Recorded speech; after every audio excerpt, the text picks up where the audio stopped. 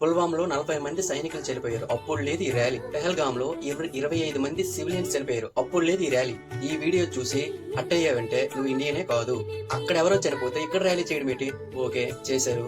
వాళ్ళేంటే మీ నాన్నగారా, మీ తాతగారా, మీ అన్నయ్య గారా? ఇక్కడ ర్యాలీ చేయటమ్మా మన భారతదేశంలోట. సిగ్గుంటే ఇలాంటి పనులు మీరు చెయ్యరు.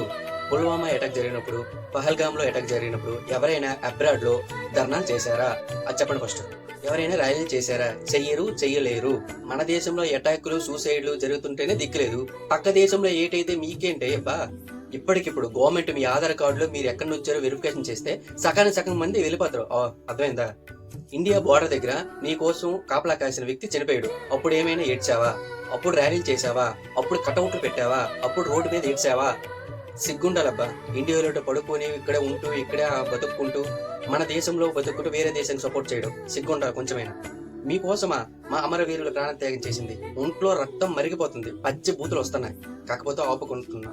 నేను ఇలా మాట్లాడితే తప్పైతే సారీ, కానీ నా మాటలకు ఎవరైనా అట్టుంటే వాళ్ళకి సారీ చెప్పాల్సిన అవసరమే లేదు. ఎందుకంటే ఇండియా మీద వాళ్ళకి ప్రేమ లేనట్టే.